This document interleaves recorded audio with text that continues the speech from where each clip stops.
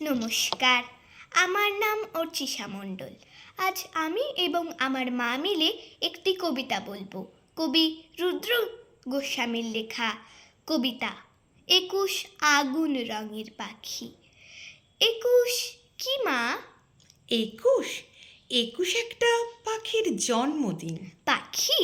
ওর কি নাম, কি রং? ওর নাম বাংলা ভাষা, ওর আগুন রং। ও কোথায় থাকে? তোমার, আমার, আমাদের বুকের মধ্যে থাকে। আমার বুকেও আছে? আছে তো। ইস, ওর কষ্ট হয় না? উড়তে ইচ্ছে হয় না?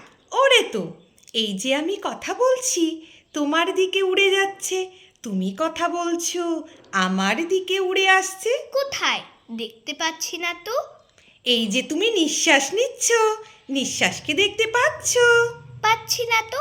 ও কি নিঃশ্বাসের মতো মা? এতক্ষণে ঠিক বুঝেছো। ও বুকের মধ্যে কোথায় থাকে? আমার বুকে কান পাতো, কিছু শুনতে পাচ্ছ? পাচ্ছি তো। Tick tick tick.